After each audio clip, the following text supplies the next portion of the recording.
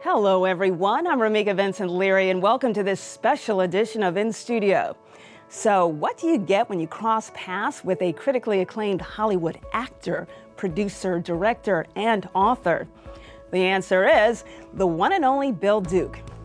During this WSRE exclusive interview, we'll sit down with this amazing man and explore the many facets of his colorful life. Stay with us.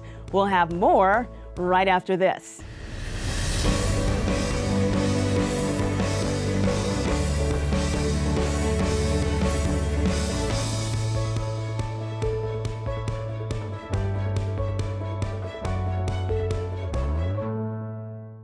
Welcome back, everyone. During this special edition of In Studio, we'll be exploring various facets of Bill Duke's life while also addressing how colorism, interracial discrimination, has impacted him personally. To be clear, there's a difference between racism and colorism. Racism is discrimination by those outside one's race, which can also include other factors. In contrast, colorism is when people are discriminated against by people within their own race based on skin tone. Although it's most prevalent among blacks, colorism exists in all races. Now, in addition to exploring Bill Duke's numerous acting, directorial, and producing credits, we'll discuss how he played an integral role in my colorism-related dissertation research. We'll address the study and also hear from a few focus group members who participated in the groundbreaking research. But first, we're going to start our journey by taking a closer look at his early childhood and humble beginnings. Now, before I do that, I just want to thank you, Bill, for being such an exceptional man with a heart of gold. You are a treasured friend, definitely one in a million. How are you doing? God bless you. Thank you for having me. Much appreciated, sincerely. Thank you. All right, Bill. So glad to have you. Now, I had a chance to read your book. I smiled, I laughed, and I even cried, Bill. You have such an exceptional life that's really been sprinkled with its share of ups and downs. But since I have you for the entire show, here's what we're going to do. In this segment, we'll focus on your early childhood. Upstate New York. Let's start this thing off. You and your sister, Yvonne, two peas in a pod, right? Yes, definitely. And Poughkeepsie, New York. Absolutely. Now, one of the pictures I remember from your book was you in a baby carriage out on the lawn. Now, you and Yvonne played with a lot of the neighborhood kids. Every now and then, you would get into a bit of trouble. One story from the book that really made me laugh was when you and Yvonne decided to ride your bikes in the middle of the street. Now, there was somebody older in the neighborhood who intervened. Why don't you pick up where I just left off?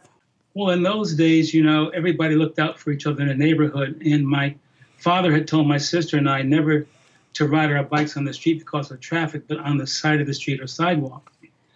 Well, we were hard-headed. So we were riding our bikes on the street one day. And Mrs. Johnson, the next door neighbor, comes out and says nothing, takes off the bike, puts us on her couch and says, "Don't say a word." Oh. She calls my father at work and says, "Bill, they're riding their bikes on the street." My father said, "I'll be there in an hour." That was the longest hour of our lives. Now, interestingly, the switch factor, right? Because my grandma practiced that as well. And she would always tell us when it was time for a, quote, whipping, go out and pick the switch. Now, you went out and picked the switch many times, but your dad made you go back again, right? Well, because my sister and I felt we were smarter than my father, so we would crack the switch in different places a little bit. So when he hit us, the switch would fall apart. But he looked through the window and saw us. We had to go get it several times. Hilarious. Now let's talk about, because throughout the entire show, we will be sprinkling in elements of colorism. You had a next door neighbor named Nancy, very good friend of yours. And one story that really made me cry, Bill, was kindergarten for you. Okay, getting on that bus. Nancy sat one place, you sat in another area. Of course, you all get to the school. It's time to introduce yourself. Yes, you were a little nervous. It wasn't the best day of your life. No, it wasn't. But something happened when you got home, according to the book. You tried to basically scrub the blackness off of yourself, right? And that was also the time where you thought about drinking the bleach. So talk about that for just a second. Well, Nancy Plass was a young white girl next door that lived next door to me. And we were friends, I thought. But the first day of school, she sat with the white children in the back, in front, I was in the back of the bus. Right. And, I expected her to say something, but she was with some young white boys. She said nothing. And they kind of scowled at me. And so I got off the bus and then went to class, and in introducing ourselves, the teacher said, "What's your name?" I said, "Bill." And she said, "Bill who?" I said, "Bill Duke." At lunchtime, a few of the young kids who heard that were in the class, they came over near to me and they mocked me and they said, "Hey, what's your name?" And one white boy said, "Bill." And they said, "No, your last name." And the other kid said, "Duke." No, and the other kid said, "No, I thought your name was Bill Nigger." Oh, and, awful. Then they laughed, and Nancy laughed also. And so when I got home, there's something called Babbo in those days. Right. And, I went in the bathroom. I got in the bathtub and tried to scrub the black off of myself. And then there was some bleach, and I tried to drink the bleach. But my mother came in the bathroom just in time and snatched it from me. It was how can I say? There are moments you don't forget. Oh, yes. And that's one of them. Now, in contrast in relation to colorism, I read about the Penfield sisters who had gone through so much. Now, they were lighter-skinned blacks. And, of course, you and Yvonne, darker-skinned blacks. They didn't see color when it came to you and Yvonne. Expand on that. Well, we hit it off because we just loved and liked each other. They were adopted by my Uncle Charlie, and, they were abandoned by their parents. And so he was a great man, and his wife, Aunt Etta. And so when it came to us, we were kids that would play together, and they never saw any difference between any of us. We never saw any difference in them. We just loved them, and they loved us, and we had fun like kids are supposed to. Oh, yes. So I got a little hungry, Bill, when I was reading portions of the book. One thing that your mom always said, my children are going to have a meal on the table every single day. When I had the rundown of the things that you would eat, my mouth was watering, really made me want to grab a bite. But your mom and dad loved you unconditionally, and it was a tight-knit household, loving family. And I know that their inspiration, I know they're gone now, but interject a little bit about how they influenced you growing up. Well, my parents, they never went to high school. I think they had second and third grade educations. They were some of the most brilliant people that I've ever known, and that they worked tirelessly. My mother had 2 jobs. My father worked 3. He worked 7 days a week. And it was watching that example. They said something to my sister and I that we never forgot. And there's a phrase that they went by. They would say to us, "You're no better than anybody else, but nobody's better than you." And that stuck in our heads. And my father was a very strict man, and we had a half acre of lawn. I had to mow the lawn every Saturday, while other kids were out playing basketball, football, baseball, etc. And I had to mow by hand the entire lawn. And those patches, Bill, right? Those patches, your dad would make you go back and not just the patch, but he made you go over the entire lawn again.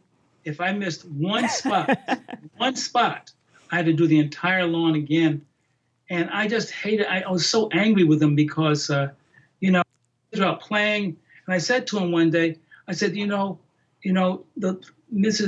Jones across the street, she has patches in her lawn, and the lady, the Mr. Johnson has patches in his lawn. What's the big deal? And so my father said to me, "Well, I'll guess you'll be living with them from now on." But he taught you something great. Always strive for excellence, correct? Well, he always said, good is not good enough. If you don't do it right, don't do it. Absolutely. So I learned, and I carry that with me today. I'm a perfectionist. When I watch my movies, no matter what anybody else thinks of it, I sit in the back row and I know I could have done something better. And it's because of him and his discipline. Self-perception. Yes, yes. So, Bill, athlete, you played basketball, you played football. In high school, you had a varied amount of friends, various colors, et cetera, et cetera.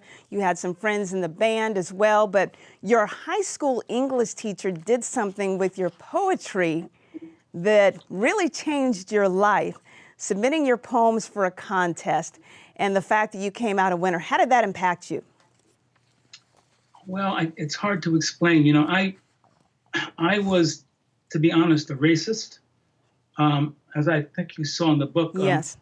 We had been beaten, my sister and I, we were like 5 and 6 years old, or 7, I think it was, by these white bikers. And we ran home and told my father, and he took his gun and went hunting for them. And when we saw them, we wouldn't tell my father because we know he would go to jail. So Right. Those are the kinds of incidents I faced. And I really disliked white people because I just thought they were all racist. I put them all in one category. Miss Walker, my English teacher in high school, she, you know, I was tall, dark, not popular, and I had a disease called dyslexia. Oh, And right. so I didn't read that well.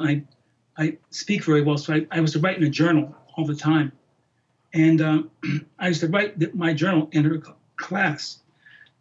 She told me 3 times not to do it. I ignored her because I thought she was mean. The 4th time I did it, she took my journal away and told me to leave the class. And I just was so angry.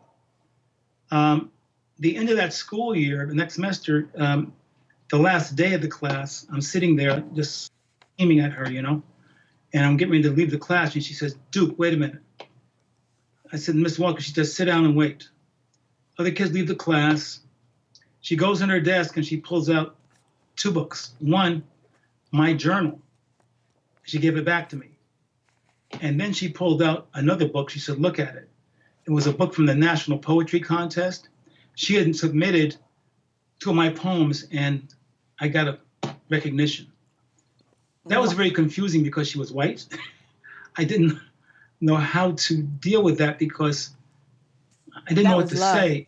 She said, "You don't have to say anything. I believe in you." Monumental moment. Now, also with your first role in a play and also getting up on that stage, I know the first time you got on stage, you sort of froze a minute. Hey, everybody freezes every now and then, but you made your way through that. And as some would say, the rest is history. So what we're going to do in the next segment is we're going to talk about that acting bug and then expand into your Hollywood presence. So stay right there where you are, Bill. We're going to get back to you in just a second. And everyone out there, hold on to your seats, folks. We're just warming up. After the break, we'll discuss Bill Duke's introduction to Hollywood, including his multifaceted work as an actor, director, and producer. You're definitely in for a treat. Hello, everyone. During this segment, we're happy to welcome back actor, director, producer, and humanitarian Bill Duke. You're definitely a man who wears many hats, so let's pick up the discussion with your introduction to Hollywood and tell us about your first acting role. My first significant acting role was in a film called Car Wash. Oh, yes.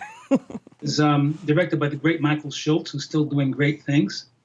And it had Richard Pryor and Ivan Dixon and George Carlin, Danny DeVito, some wonderful, and the Pointer Sisters, Henry Kingi, some wonderful people. And it was like a family affair, you know. When Richard Pryor came on the set, we were like all like in awe. But he was so humble and funny.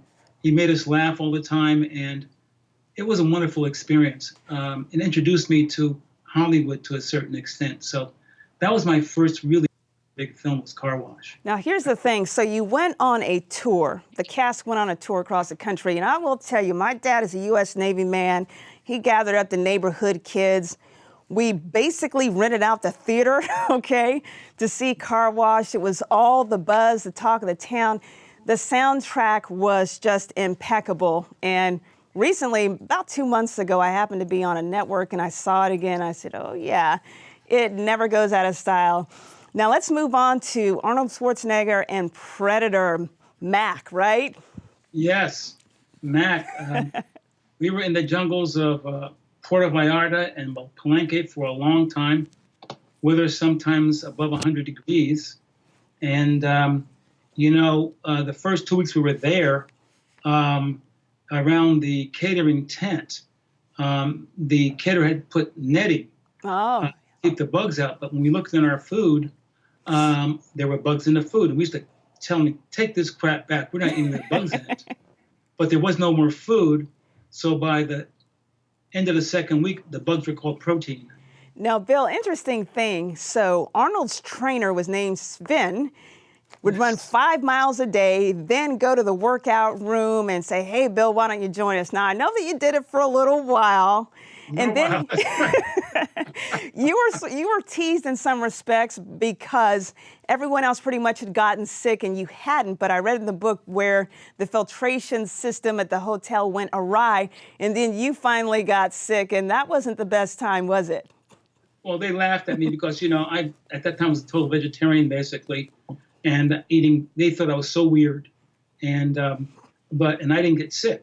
And I said, because I eat right. And when I did get sick, they said, I guess you didn't eat right today. So. You know what? You mentioned something else, Bill, regarding Predator. And this is an interesting factoid. Jean-Claude Van Damme was the original Predator, the man in the suit. Right. And he had a serious issue with dehydration, right? According to the book. That's right. They flew him through trees and stuff with this felt suit on, and it was like 100 degrees or more at sometimes, and he was just dehydrated, so he passed out twice. And the producer came over to him and said, "You passed out again, I'm firing you." And he said, "I'm not passing out on purpose. I'm dehydrated." Right. He said, "You're costing me money. You're gonna get fired." 2 weeks went by, passed out, fell on the ground, and got fired. That was Jean-Claude Van Damme. I think his first job in America. Oh, that's interesting. Let's move on to Commando, because you also worked with Arnold Schwarzenegger in that movie. And from what you tell me in the book, such an approachable man.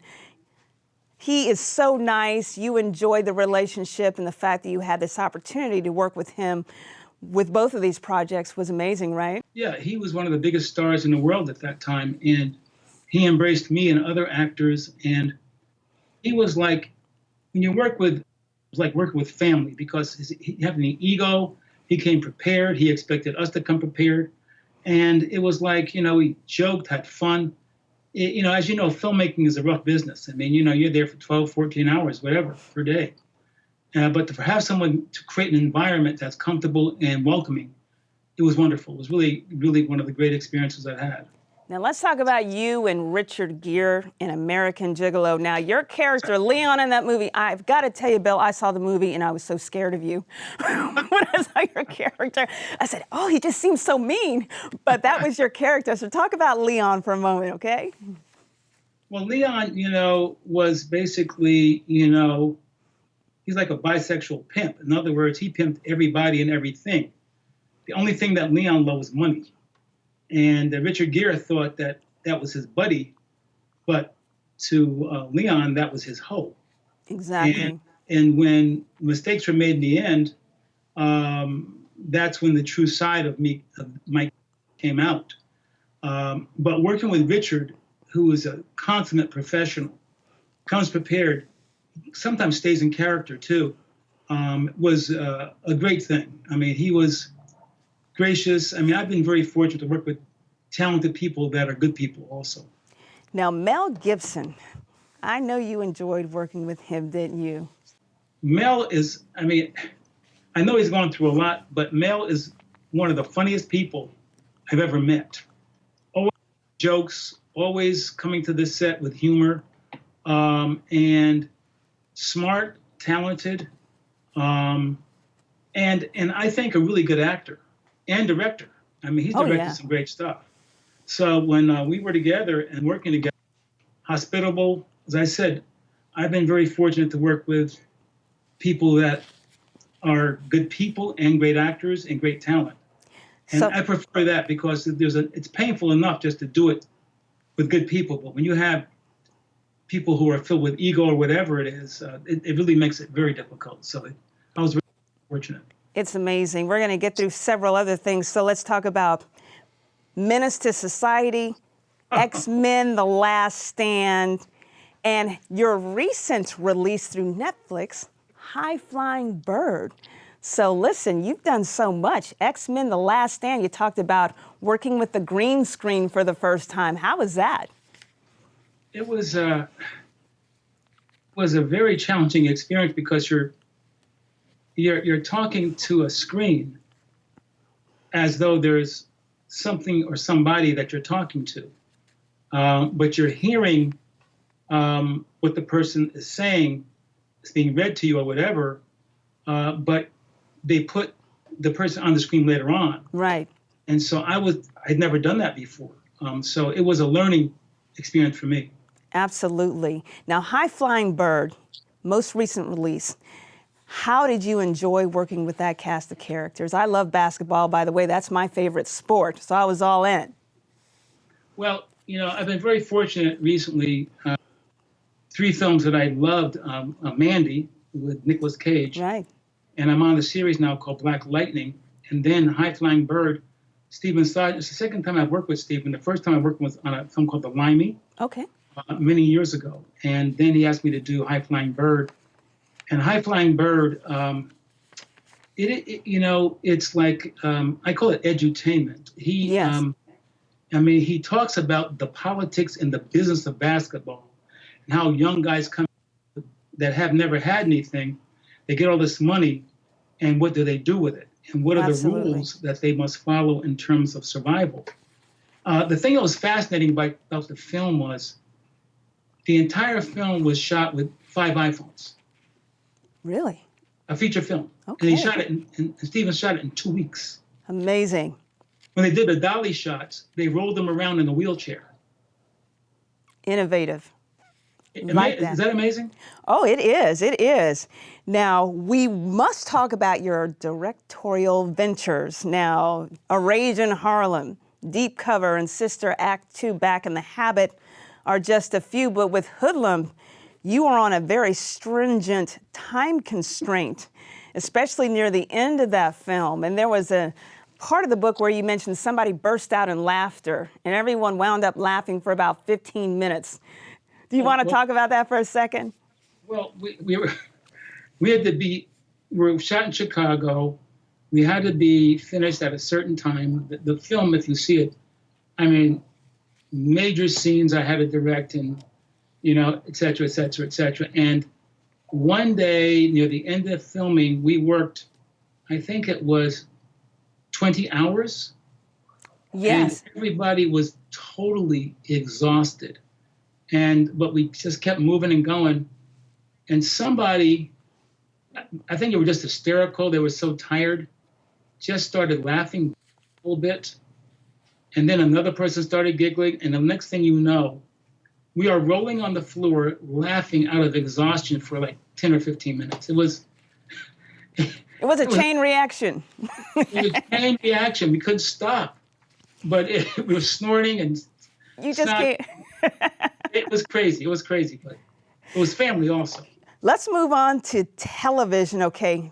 Directorial ventures, including appearances. You said a lot about Palmerstown, USA, which happened to be one of my favorite shows back in the day, and Michael J. Fox also appeared with you on the show. It had an impacting difference in your life. Well, Jonelle, myself, and Michael J. Fox and others, it was, it took a family, a black family and a white family in the days of segregation. They lived close to each other. And what's beautiful about it is that the kids in the family, our sons and daughters, they came together as one. They did not hate each other. And so the kids, to a great extent, were the instructors to the parents. And so the young white kid and myself started talking. Okay. At first it was awkward, but then we exchanged, in a human way. What was great about this show, it showed the humanity of blacks and whites, not absolutely superior or inferior, but our mutual humanity. And that's one of the first that I saw. Let's talk about directing credits. And I'm just going to run these off for you. Dallas, Knots Landing, Hill Street Blues, Miami Vice. Now, I'm going to jog your memory here for a minute, because when you directed your first episode of Dallas and you entered the CBS lot, someone asked you the question, quote, and this is a quote, "Who are you delivering for?" That's what the guard asked you. And you thought of Martin Luther King Jr. at the time. And will you tell us what you said? Well, I was the first Black director ever on Dallas. Right. And it was a major accomplishment because it opened the doors to me based on my work. And so I was very stoked to go there. So I drive up to the gate. The guard, I roll the window down. The guard looks at me and says, "Who are you delivering for?" Now, I wanted to say to him, "I'm about to deliver a can of whip ass to you," but I didn't say that. You Because said the night something before, kinder. I had heard Dr. King, but I said instead, no, there must be some confusion. My name is Bill Duke. I'm the first Black director on Dallas, and I'm delivering my talents to the show. Could you please open the gate? The most gratifying thing about that moment was the look on his face. Absolutely. Now hold that thought there for just a moment, Bill, because we're coming right back momentarily. So folks, in addition to producing two critically acclaimed documentaries, Dark Girls and Light Girls, Bill Duke carved time out of his busy schedule to write an autobiography chronicling his 40-year career on screen and behind the camera. We'll discuss these items and much more coming up right after this.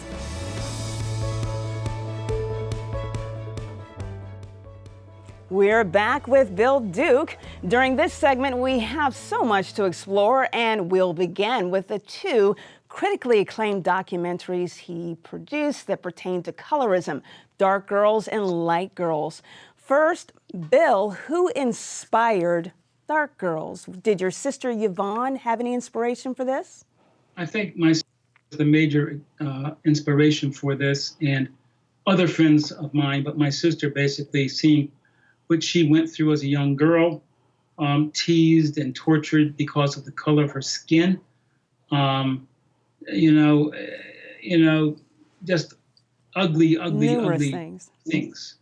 And I really wanted to do something to create a film that talked about those issues, but also the beauty of Black women, and to let them know that as a Black man, not only do I respect them, but I praise them for their looks, who they are, and that people who make fun of them because of the color of their skin or their hair are just ignorant savages as far as I'm concerned. But the fact of the matter is to give them recognition and a voice. That's what I wanted to do with this film, because we have great divisions, as you know, right, in our community still today. If you go online and look under hashtag Team Light Skin, hashtag Team Dark Skin, you'll see Black dark-skinned women and light-skinned women still clashing. And the irony is, I know white females that go to tanning salons twice a week sometimes, get butt lifts, both tips, and crinkle their hair to look more ethnic. Everybody wants to be Black except us, it seems.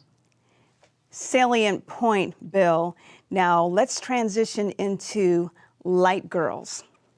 So you're covering both facets.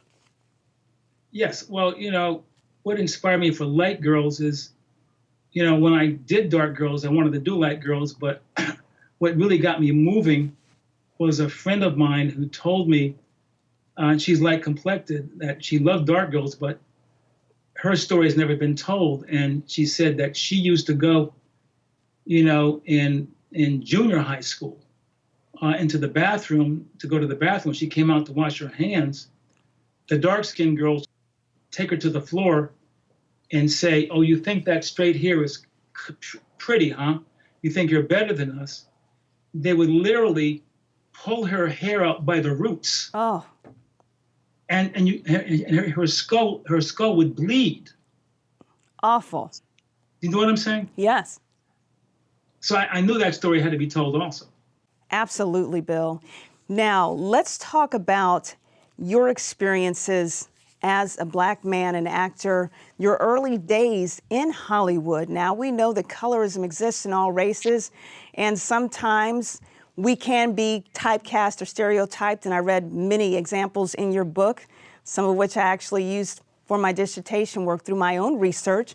But did you find it difficult to actually gain roles in Hollywood that you felt were right for you? Do you think colorism had any kind of influence with any of the casting? Well, I think that I'm 6'5". I'm dark complected, and to many people that are not of our culture, that is threatening. And so, to give me roles that were more threatening, roles that were more, how can I say, I was more antagonistic. Okay. I was a mean boss or whatever. That's why I loved Car Wash, because Car Wash, even though I was a young, angry black man, it showed my humanity. And that's why Palmerstown, USA, the same thing, that it showed the humanity of who I was as a human being, not as a black human being, but a human being. Part of the human race. Of the human race, exactly. And that's why I like projects that, have a story that, especially in this day of division, that show our commonality as human beings. Absolutely. Now, we're going to fast forward to the CW in Black Lightning. I would like for you to talk specifically about your role on the show, and you are just burning it up, Bill Duke. So talk about Black Lightning. We're excited. We're jazzed, okay? Well, I play Agent Odell, and he is, how can I say, you're not told really what he is. That he just kind of works for the government, but he helps the government clean things up. And he's kind of like, has a lot of authority and power that he's been given. And he is kind of like trying to uncover who Black Lightning is, who are the other people, and it's being kept a secret. And so finally, when he talks to the lead character and she starts lying to him, he says, you're a liar, but guess what? I'm going to find out who you really are. You can bet on that. And so the rest of the series is him investigating and looking and watching. And finally, and you'll see on the last episode of the second season, what happens. All right, I can't wait. The anticipation is killing me. So let's move on now. Bill, your life has had its share of ups and downs. There was a significant event in your life where your agent said, okay, Bill, take a vacation, go to Hawaii. You decided to go to Hawaii. Unfortunately, you were involved in a plane crash, and that changed your life monumentally. And it also cemented your relationship with a higher power, God, as you said in the book, that you kept him compartmentalized or in a box. Can you expand on how that experience changed your life? Well, being raised as a Christian Baptist, there are certain parameters that you're given in terms of your belief systems, Jesus, God, and the Bible, etc. And I was basically a faithful person. My enforced those rules on my sister and I, and I believed in God, but it was just that in terms of my Christian beliefs. But in the plane crash, we crashed in the water, and when you think of water, you think of something soft, but from a height of that height. Luckily, the pilot was a great pilot, and the back of the plane hit first in the front, but still it's a damaging effect, and it tore the bolts from my seat and threw me forward. And I have a scar still from that, from it smashing my face, and I think I just passed out. And it's hard to explain. Some awareness thing went up here, and actually could see, it was like an out of body experience. See me passed out, blood coming up in the water. The pilot's face had hit the control dashboard, and we were all like, out of it. And this thing observing, totally calm. Totally calm. my physical body wakes up, and I look around and I say, since I don't swim and the water's Right. coming up in the plane, I say out loud, well, Bill, you always want to know how you were going to die, and now you know. And at that moment, the pilot wakes up. He says, everybody get off the plane, go on the wing, etc. And I'm just sitting there because I don't swim. I'm not going to live. I said, I don't swim. He says, and he said, get your life down from under your seat. I said, get your life down from under your seat. So I did, put it around my neck. He says, pull. I looked down and I was in shock and I pulled all the cords, but nothing would inflate. So he says, get out on the wing. So I pass him, go to the wing, and he pulls the right cord and it inflates. I'm standing on the wing. Everybody paddles away except for one lady who went down with the plane. And they get like 200 feet away, and he says, jump, jump, undertow, undertow. He says, jump, jump, undertow. I said, oh, what the, heck, what difference does it make? So I jump in the water. I went down once, twice. The third time I came up, the life donut was right here because I hadn't tied it around my waist. He said, paddle away. It's like a little dog. I start paddling, paddling, paddling. And I get like near them, and this mouth of water called undertow takes the plane under. If I had stayed on the plane, I would have died. But the plane crashed. The miracle was for me that twice a year, the Hawaii Fire Department sends emergency rescue teams out to do just emergency rescue maneuvers. This day, they were 1/2 mile from where we crashed. They saw our plane go in, and they saved our lives. Now, that was a monumental miracle. So glad that you shared that with our viewers, Bill. And you're doing so many exceptional things. And back to the Duke Media Foundation, what it stands for, media education and media literacy. And I've gone to the website and I've read so much about it in addition to what you have in your book. Speak about that, if you will, please. I've been doing this for a long time. I've seen a lot of people suffer in this business, particularly young people. And they come into the business with passion, but no understanding of the industry, what it is. And so at the Duke Media Foundation, we teach high school kids who are interested in our industry 2 things: media literacy. What has been the paradigm shift from film and television to media? Augmented reality, virtual reality, cell phone. Kids buy the apps, but they don't know anything about the jobs behind the creation of apps, like programming and coding and the rest of it. And we show them those things. The second thing we teach them is financial literacy, because young people are taught how to spend money, but not how to use money. So Karen Clark, who's a friend of mine, VP of City National Bank, comes in and teaches every week. She teaches financial literacy. What is Wall Street? What's the stock market? What is debt? What is credit? What is compound interest, et cetera, et cetera, et cetera. And so I want to give young people, I wish I had known these things when I was 15, 16, 17 years old, because I would have made some of the mistakes I made. So we try to give back. So we call it edutainment. We give young people people in front of them that can entertain them, but information that they can use for survival. I like that, Bill. Stay where you are. We're just getting started, if you will, Bill.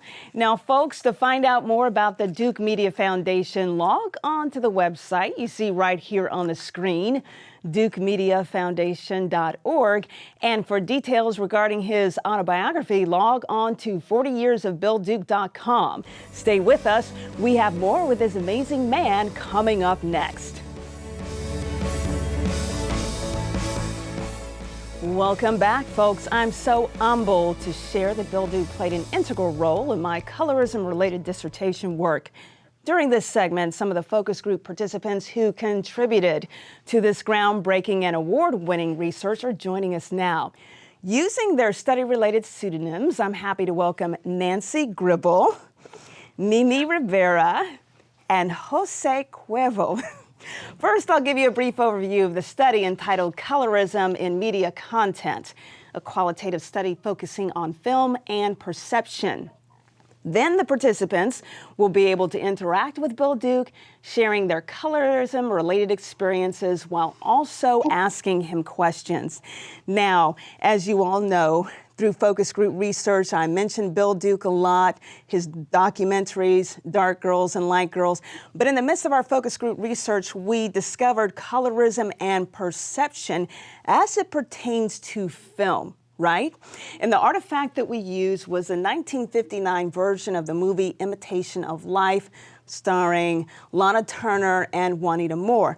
And it chronicled the lives of two moms. Remember that, Yes. Mimi? Yes. So we had the white mother-daughter storyline, Lana Turner, and we also had Sandra Dee. Now, their characters in the movie were Laura and Susie. And then we had the black mother-daughter storyline, Juanita Moore and Susan Kohner. Now, Juanita Moore played the mother, Annie, and then we know that Susan Kohner played the daughter, Sarah Jane. But the interesting thing about Sarah Jane, folks, right, was that Sarah Jane was so light that she basically looked white, tried to pass for white, and she couldn't stand the, quote, shade of melanin that her mom, Annie, has. So she tried to stay far and away. And through your focus group research, you shared so many ideas and personal experiences, but then we also related this to the film industry as a whole, keeping in mind that all this was done before Black Panther was released, because we finished our research in January of 2017. Now, we're going to hit Black Panther in just a little bit and the significance therein. But, Bill, I'm going to start with Jose Cuervo. Jose is going to tell you about an experience that he had in L.A. and tell him what L.A. is. Hello. I would like to tell you this. In L.A., in this part of the country, I like to refer to it as Lower Alabama.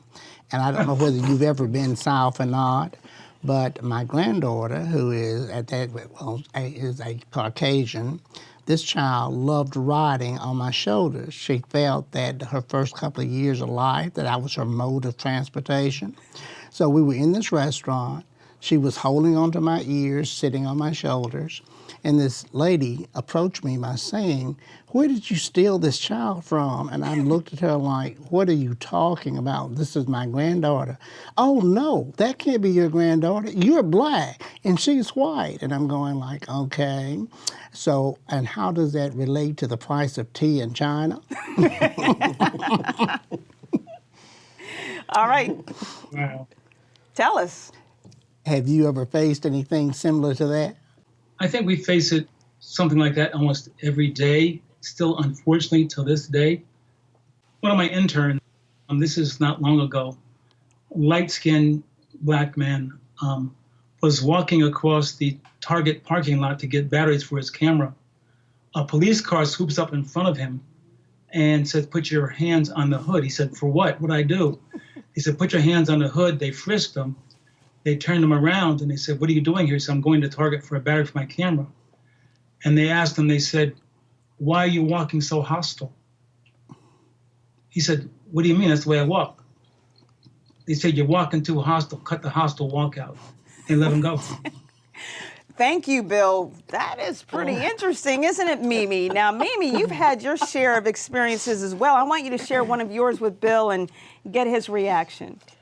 Well, I am a teacher, and 27 years ago when I started, I was working for the first time in this school that I was the first person of color hired, and the children came up to me, and apparently they thought I had a tan, so one of the girls was rubbing my hand thinking, it's not coming off. Apparently their parents wore this spray tan or whatever, and it was just sad because, like I said, I stayed there for 7 years and I was the only hire of color ever. Yeah. Now, Dallas, we heard Bill talk about people that go to the tanning salons. Now, when Coco Chanel came out with the swimsuits and the advent of people liking to get tans, because we know beforehand, aristocracy's sake, the paler you were, right, the more aristocratic that you were. But after Coco Chanel, people wanted to hand the copper tone and other products to get a little bit darker. So there are two sides to that coin, right? Hey, yeah, and I'm sorry, if those people back in the day had seen, Robert Redford sunbathing in his younger days, cultures might have changed a little bit quicker. Now, is there anything from the movie that you would like to share, a personal experience that you would like to discuss with Bill?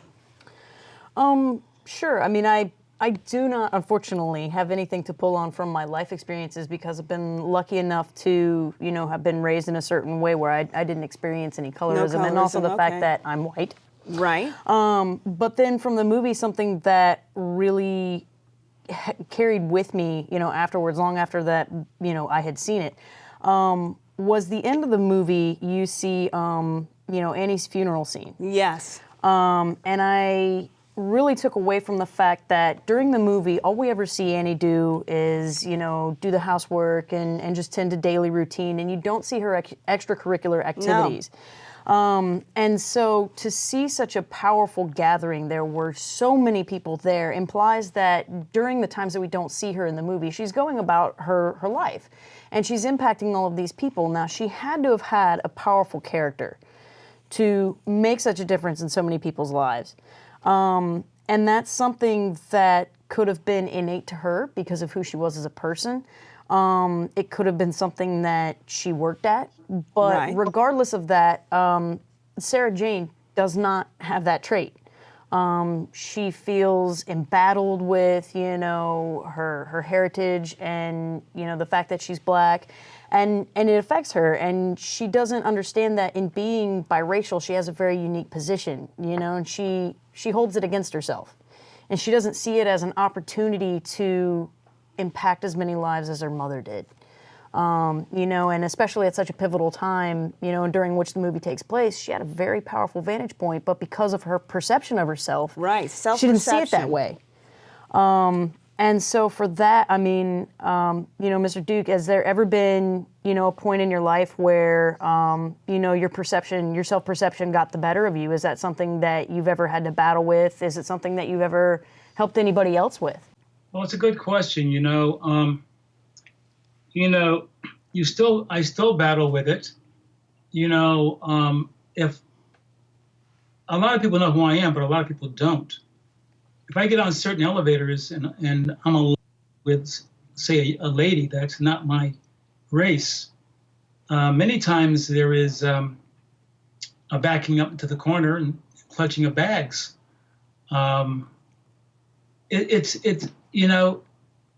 What troubles me about this time, it's a time of unfortunate division. It's a time when we should all be coming together. I think we judge each other. Dr. King said something I never forgot, and I think we should live by, but we don't. He said, he hoped that someday, based on what he was sacrificing and doing, that his children would not be judged by the color of their skin, but by the content of their character. Correct. And I pray for that day to come before I die. I hope my goddaughter, after I'm gone, experiences it. But, it's our humanity, which is really the foundation of everything we do. And however we look, whether it's female or male or dark or light or white or Black or Asian or whatever it is, our humanity transcends it because we all go through similar things. And Bill, interestingly, in the movie at the end, Sarah Jane has, as someone say, a come to Jesus moment, okay? She realizes that she didn't love herself enough to love her mother, Annie. So she weeps on the casket, doesn't she? Right? And she cries, and she gets in the car with Susie and Laura, and she's regretting all these things, but she was actually the cause of her mother's illness, the onset of her mother's illness, which is a shame because hindsight is 20/20, right? Mm-hmm. Would have, could have, should have, but didn't do it. And we see a lot of this in life. That's why your documentaries impacted me so much to embark upon this dissertation research. And I'm going to actually share a quote with the audience that you contributed to for the research of my dissertation. It is, quote, "Media has an amazing impact on youth. Media molds us." Talk about that, Bill. There's the sin of commission and the sin of omission in terms of media. The sin of commission is that when you're portrayed based on the color of your skin or your ethnicity, negative ways, or in some of the reality shows, just mockingly ridiculousness, or, if you're dark, you're bad, or da-da-da-da-da. That's the sin of commission, because you're perceived in that way. And it's a global phenom. When I travel around the world, our movies and reality shows are seen by everybody. I was just in Brussels, Belgium, and you could see that. But then what's, I think, more sinister and more quiet is the sin of omission. Right. Whenever there's something really great, heroic, when I say heroic, that transcends just color, when there's nobility or whatever it is, many times we're not seen. And so young people, I think, base their self-perception on both the sin of commission and the sin of omission. Right. And you said something very important. Without self-love, it's difficult to really love anybody else. Exactly. Because you're expecting somebody else to fill the holes that you should be filling yourself. And you know what, Bill? Let's talk about Black Panther. Now, I was on Facebook a short time ago. Your first ever Pioneer Award, I read, you awarded to the cast of Black Panther, directors, all those associated with the film. That film portrayed blacks, darker skinned blacks in positive Hollywood roles. We had been waiting for that in our focus group research. When will it happen, right? Absolutely. And then Black Panther comes out. So you want to talk briefly about that? I liked it not only for the fact that it showed Black people in extremely positive, powerful, impacting ways, but our history. Yes. I mean, it showed us flying rockets and other things at a time where we were considered to be savages. Exactly. Our culture was far ahead of many other cultures. And I loved the way that it portrayed that. And the global phenom of it, the dollars that it made globally, it's a statement. It is. That people want to see more, and I hope it does happen. All right, quickly, my panel. Jose, quickly, just a few parting words for Bill. My statement is this: having traveled around the world in your 40-plus year career, what evidence have you found of like racism as being a universal thing, or is this something unique to America? When I go to China, Japan, I saw women particularly with umbrellas. And I asked one time a friend that was with us, why are they carrying umbrellas? Because the sun is shining. And they said because they don't want to get dark. Right. Because the darker your complexion, the lower you are treated in the society. Are you aware of the fact that skin bleach is the largest selling cosmetic in the world, $50 billion a year, skin bleach? Yes, Absolutely. sir. I'm aware of that. All right, now, Bill, quickly, Dallas is going to just say a couple of words, and then Mimi, parting words. I would just like to say that I really appreciate the fact that you are, doing everything that you're doing to try and improve the perceptions of colorism in the media and exposure to it. And, part of the reason that we stand where we are with division in the country is because we're just not educated. All right, Mimi, and you. And I would just like to thank you for all of your work. It's a complete testament to you, everything that you've done, and this culminating body of work on colorism and letting the youth of today know that we have to accept ourselves in order for everyone to accept us. And it starts with us, it starts at home with education, and so I really applaud you for doing this. All right, Bill, seems like our time is up, and it passes so quickly, doesn't it? So with that said, definitely would like to thank Bill Duke for taking time out of his busy schedule to join us. It's been such a pleasure. I also want to thank my dissertation-related focus group participants who appeared on the show. You're appreciated so much. Now, viewers, before we go, we want to give you another opportunity to explore the Bill Duke Media Foundation. We're displaying the website information right now on the screen. Plus, you can also visit 40yearsofbillduke.com to find out more about his critically acclaimed autobiography. I'm Ramika Vincent Leary. Have a good evening, and remember to keep it locked in right here on WSRE, PBS for the Gulf Coast.